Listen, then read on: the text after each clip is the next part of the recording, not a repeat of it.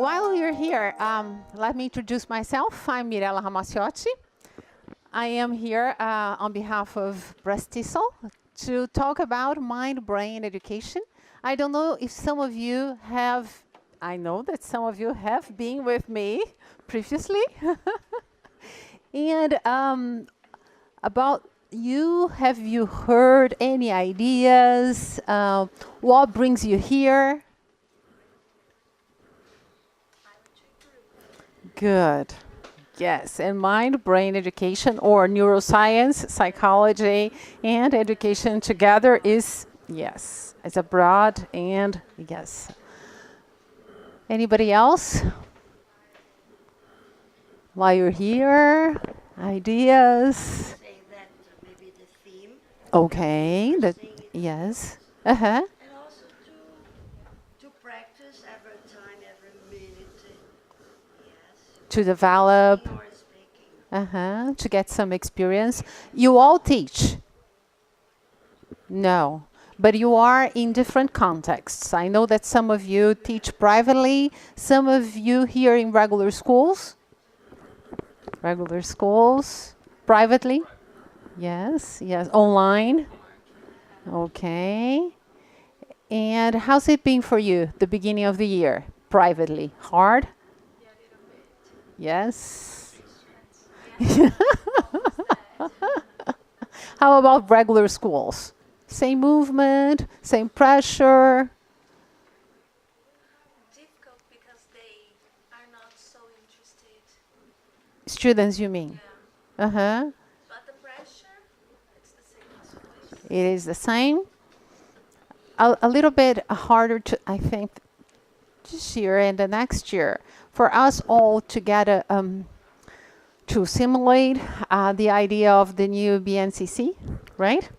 That's going to change a little bit the way that, especially for regular schools, but materials, broadly speaking, will have to get adapted, to get used.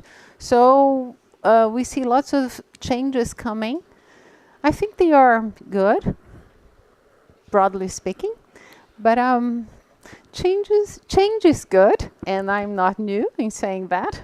There is this guy in Mufasa's film who says change is good. You know who I'm talking about, right? So I think it all places us in the moment and at a position for us, together with our students, really learn what is there for us, that is new, that is forthcoming in the sense of we all need changes that are for the benefit of our collective education. So everything that follows this track and has this in mind comes at a very good time. So 2 o'clock, let's start. Please, I have lots of things to bring to you. If I'm going too fast or too slow, please raise and say, Mirela, too fast, or Mirela, I'm never too slow. But anyway, sometimes I may be. But you can give me feedback at any moment. If you want to for me to clarify an idea that is not very clear to you, please do so. Mirela, can you repeat that, or can you go over that again? That's no problem at all. Of course, I'll try to save some time at the end of the session for us together to discuss, to bring opinions, ideas, scenarios, okay, about this, that is mind-brain education best practices. Again, I am the founding member and head of the Mind-Brain Education Special Interest Group, SIG, at the Disal National. Okay, so let's go. Welcome to you all. We have clear objectives today. I'm going to go over the definition and the principles of mind, brain, and education, which is a science, has been around for more than 25 years and is still in Brazil. Most of our graduate and postgraduate courses don't even mention it. So here I am to tell you what it is, how it can be viewed, and what it serves. What is the purpose of this science? We are going to see 6 practices based on the principles of mind, brain, and education. And we are going to see another 6 practices based on common neural myths. That is, things that people say about the brain, but that are not true. And we are going to have reviews and expansions throughout the presentation, together with an evaluation at the end. Does that sound okay with you? Good. So, objectives clear. What is MBE prior knowledge? You say, Mirela, I can't see it. It's on purpose because it's prior knowledge. I know that some of you may have heard or may have been familiar with it from previous sessions, readings, whatever. So here I need your contribution. Besides knowing that it is mind, brain, and education, what else can you tell me about this to build our collective knowledge? Anything? Okay, it has to do with development and knowledge, yes. And learning and development here and where they are. What is learning? What is development? Development is usually related to biological processes, right? A child cannot speak if she doesn't have her apparatus rightly developed, right? A person cannot walk if she has not gone through the stages of crawling and then quickly trying to walk for the person to be able to walk and then run correctly. We are talking about development. What's written in the middle? I can't see it. Oh, this is what is mind, brain, education, prior knowledge. We all have some yes, and it is kind of faded because prior knowledge is exactly that in our brains. I want you to have an idea of what prior knowledge looks like. It is something that is there. I kind of remember.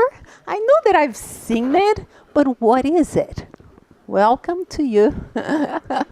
So, what is it? Is exactly what we have to start thinking about when we prepare classes and when we teach. All of our students have some kind of prior knowledge. We never know how much it is, how forward it is, that is, how recent, how conscious it is, and how much we can count on to move ahead. But it's important for preparation and for you when you start teaching to assess and to have elements so that you can all collectively understand where everybody is so that you can move from that point forward. Okay with prior knowledge? Yes. Maybe a shot in the dark because to me, personally, I haven't really gone deep into this. But I believe I have been practicing it through some different methodologies I've worked with in different speaker skills. And one thing I've acquired as a practice, and maybe it's related to this or maybe it's completely off. But as soon as I start classes with new students, Okay. especially beginners, Uh-huh. when they tell me, eu não sei nada de inglês, okay, tell me about, what is a hot dog? Okay, so what is hot? What is dog? Okay, you know 2 words already. Very good. Your name is? Leandro. Leandro. Thank you. Great contribution. Exactly that. We all have something to contribute. All. And for a student to be really responsible, as we all want students to be responsible for their own learning, we have to find ways to recruit their enfranchisement. They have to feel that they are contributing to the process that everybody's joining in. If they don't, they will be disenfranchised. So it has nothing to do with me. I don't want to learn this. Couldn't care less. Then disengages attention. Without attention, no learning. You said enfranchisement. Yes, enfranchisement and disenfranchisement. Okay, oops. Your name is? Olivia. In this case, knowledge, for instance, is related to the need, okay, the need of the knowledge, that because sometimes we think I don't know everything about this or that. Uh-huh. Then when you travel, Uh-huh. you need your English or Spanish or Italian. Uh-huh. The little thing that you learn here, Uh-huh. so it appears, you remember much more because you have to communicate, you have to ask for this. Exactly. And in the case of the teacher, is the teacher that Has to be able Yes. to hook that up Yes, and use that intelligently in the classroom. yes, make us Otherwise, the student will not feel motivated to learn. We all know that. Yes, and the brain, guys, is the most efficient organ of all. If it is not engaged somehow for some purpose, I'll do something else. The fact is that. So it's not only that, oh, I have students today that are not paying attention. No. We don't know how to recruit their attention to the best of our work together. That's a different matter and a whole new ballgame. So let's say, as some of you know, some of you don't, and feel very welcome, that we are here to understand mind-brain education. Let's see where it comes from, okay? So that we all have the same basic knowledge. So this I took from Tokuhama Espinosa. You see and you hear me talking about her all over again and many times. Why? Because this is the person around the world that is talking about the science of mind-brain education. She's a professor at Harvard, where I had classes with her about this science. And you see the book that I translated by her. So this person is the person today where you find good, credible, veritable information on this science that is related to the process of teaching and learning. So she brings in her book, the book that she wrote in 2014, that when you put together the three primary areas of neuroscience, the science of the brain, psychology, the science of the mind, education, the science of learning and teaching, together you have this central part, this core, that she says that today, and she not only says, she proves, as you know, with everything in science, we have to bring evidence to the table. It's not only based on observation and experience, because each one has his own or her own, right? This is evidence-based. So, ideas from neuroscience, the science of the brain, that work in the classroom. Ideas from psychology that work in the classroom. Education that needs all the help it can to work well in the classroom. That is why it is transdisciplinary. It takes input and it takes specialists from these three primary areas of knowledge that together think about what works in neuroscience, what works in psychology, what works in education for the benefit of teaching and learning in the classroom. That is this science. That's why it's transdisciplinary, because it's not only where they merge, is what comes out of this junction. Understood? Good. Very nice. Stephen Hawking Okay. was a very good example of this because He was a transdisciplinarian. physical, Yes. physical education, problem solving, and his brain worked perfect. We'll talk about this and lots else when we talk about the fourth principle. You see. Talking about the principles in the science of mind-brain education, just for you to know that it's not that is, oh, I have never heard of it. Okay. Just so you know how prevalent it is around the world. Look at the collection of titles with this name, Mind, Brain, and Education. There is an international society on mind, brain, and education.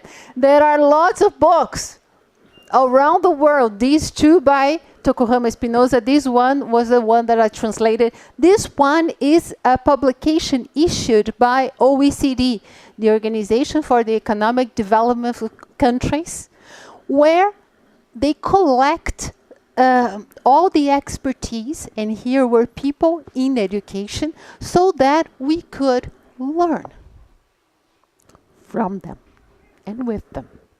So, this science has been around for more than 25 years now. There are graduate courses at Harvard, at Johns Hopkins, where I am now, at other places around the United States, in Canada, in Holland, in Japan, not in Brazil. But we all bring what is good for the benefit of us all. This is where I started my journey. I wanted to know how the brain learns, because just giving me facts or grammar has to be here, lexical has to be there, it was not good enough for me. So I decided to study the brain. So I went to neuroscience.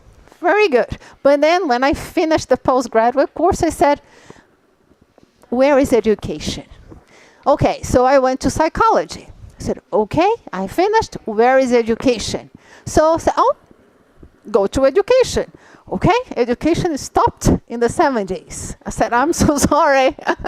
We need more. We need what is good for everyone. So where did I go? Out, because of English. That's why I am so indebted to English, and why I'm here on behalf of Disal. Because as a learner of English, as a teacher of English for more than 25 years, that is what enabled me to go and understand that.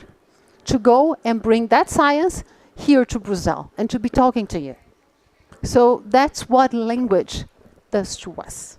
The possibility of understanding a whole new world in terms of knowledge and science.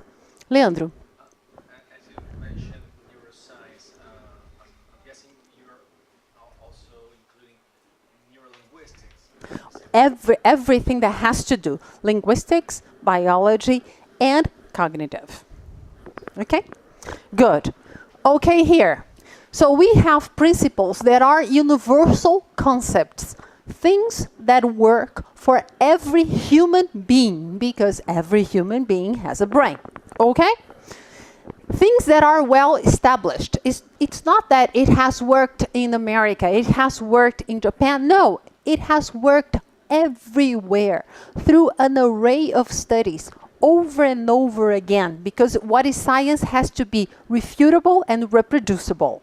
Refutable because we work with hypotheses. So we test the hypothesis against everything that is wrong. If the hypothesis stands, then it's good. This is science. It has to be reproducible. It works in this environment, in that environment, in another environment. It reproduces in different contexts. So, okay, that is a principle. Well understood? Good. Widely and deeply evidenced. As I told you, this is a key contribution in terms of publications from experts around the globe talking the same language. That is, what involves mind, brain, and education, that is the whole human being and the environment, that is good all over for learning. Let's talk about the principles. First principle, each brain is unique. We all have different brains. They are as unique as faces. But Mirela, I have a right hemisphere, a left hemisphere, I have Wernicke. Thank God you do. I hope they are there and they're working properly. What do I mean by each brain is different? The circuitry, wiring of the brain, the way that there are connections made, the way that those hubs of processing like Broca's area, Wernicke's area, the lobes, they work interconnectedly. How they work together is different for everyone here. Yes. And this has many consequences. We are going to see. Second principle, All brains are not equal. Why? Because context and ability influence learning. We come to this world differently. I have one genetic mapping. You have another genetic mapping, right? The pair of chromosomes that we have, the 20,000 genes that we all hold, the proteins that are produced, we all do it differently. And why we do so? Not only because we by nature come different to this world. We engage in relationships. We are immersed in contexts which are totally different. So how can we develop the same?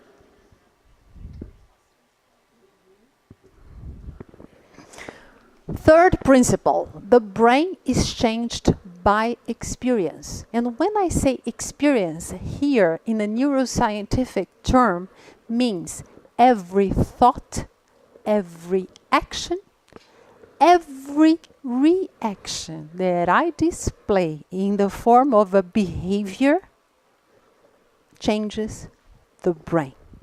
At a physiological level, I'm talking about how connections are made, synapses are formed, the circuitry is organized.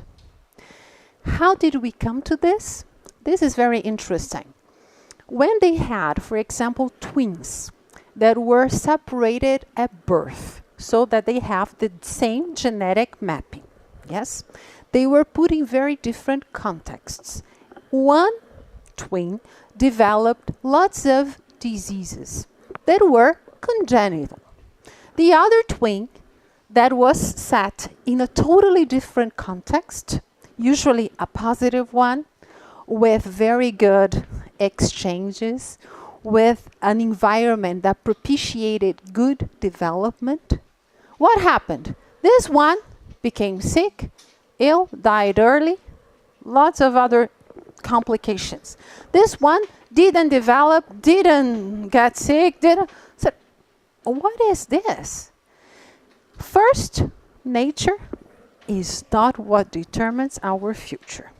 Second, context is a specialist in terms of fine-tuning our brain. Please feel very welcome. Come here. Don't sit in here because it's very hot, okay? Yes, there is a place here. If you want, come in. Never mind. It's always a pleasure. And every experience that we have the great power of altering our neurophysiological processing. I'm talking about the amount of neurotransmitters, dopamine, serotonin, acetylcholine, noradrenaline, that are there in our synapses. We know that a synapse is a connection of electrical signal, and then it stops in between two neurons. Why? Because then it becomes chemical. At this cleft, fenda synaptic cleft, there is like a wash of neurotransmitters. According to the environment I am in, I wash my cells with more serotonin, more dopamine, more adrenaline, or less. Yes. We are all shaped by our experiences. Yes, Vinicius. The speed or intensity to wash the neural things there. Do they determine the speed at which we comprehend things, or the speed at which we act and react, or doesn't have anything to do? There's nothing to do. It has, and not so much, to an extent. It's everything to an extent. The process is very complicated for me to dare talk about you now. I will be issuing an article in Entre Línguas, the next, that will talk. Please take a look at that in more depth. But what is important to understand is when you see a child, a student, a teen, even an adult that is having trouble learning, don't blame what is on the face value. You see, he doesn't even pay attention. It may be a little bit more complex than that. It's not just complicated, it's complex. We may talk about a biological processing that is sometimes not enabling that person to pay that amount of attention that language learning demands. Because if you want your brain to be protected from cognitive decline, learn a language. It shuts off cognitive decline by 5 years, and this is proven. Biostock proved that. If you want to learn, and if you want to have a good brain, late in life, learn languages. Okay, fourth principle of the science of mind-brain education. The brain is highly plastic, and this is where we come to neuroplasticity. Here with you and Stephen Hawking. Have you ever heard of neuroplasticity? No. Neuroplasticity is an intrinsic property of our brains. That is, we are born with it, whether you want it or not. What is different? Plasticity can be positive, learning. Plasticity can be negative. Any examples that come to mind? Yes. Racism, negative plasticity. Your environment makes your brain believe and behave in a way that not even later exposure to what is good make you change that easily. It's not that we change. Plasticity proves that. We can change constantly. Why? Because the brain is made to adapt to the difficulties we face in our environment. That is plasticity. The constant ability that our brains have to adapt, to mold, to be malleable according to the difficulties we face in our lives. So, there are today many people who have been born with half a brain and can read and can write and can be an operational citizen in our society. What is this? Plasticity.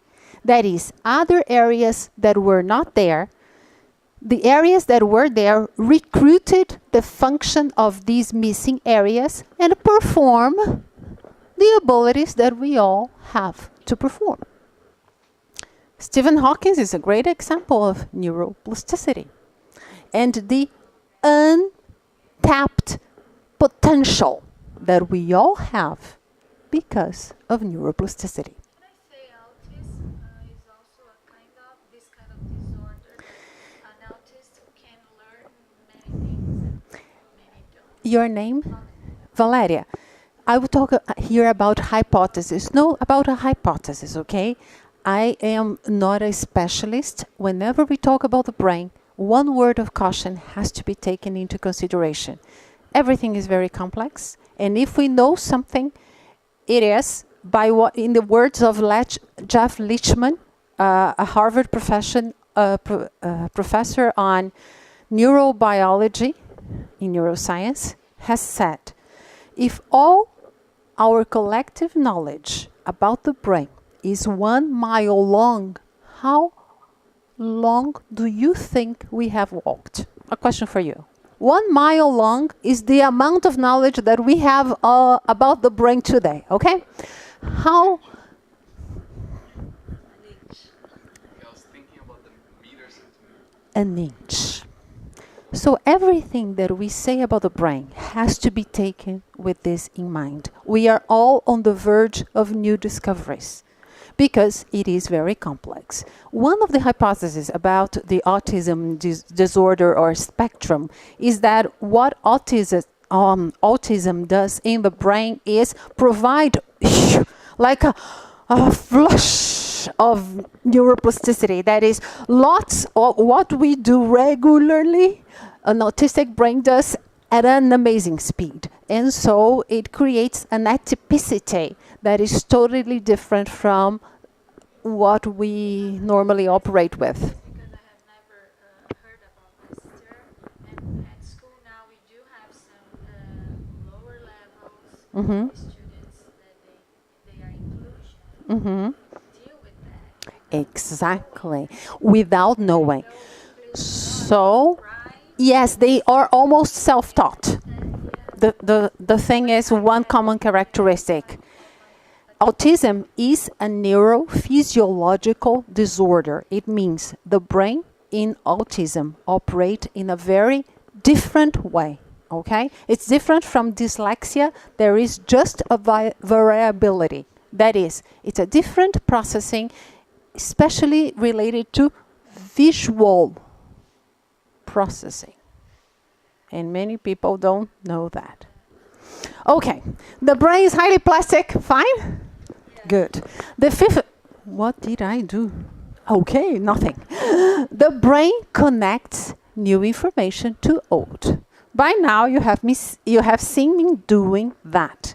There is no house that starts by the ceiling, is there?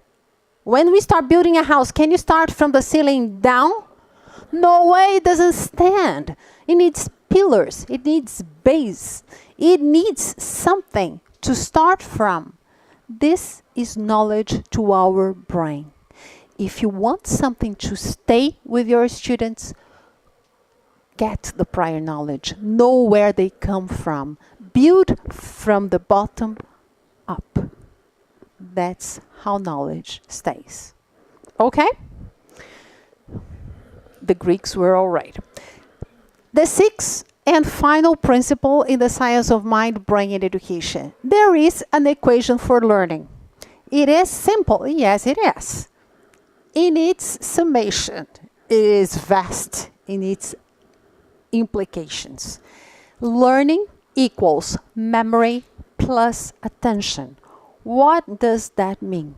As teachers, we can never forget that if we are going to really engage our students and hope that they learn something, we have to know how to engage, co-opt, maintain their attention so that the memory processing is correctly done. You create the short memories that can later be revised, reconnected, so that they have a chance of transferring to long-term memory. Learning needs attention and memory. Okay, good. With that, we come to principle 1 and some of the practices, best practices that I'm bringing to you. All of them are technology-based. If you have on your cell phone and if you want to check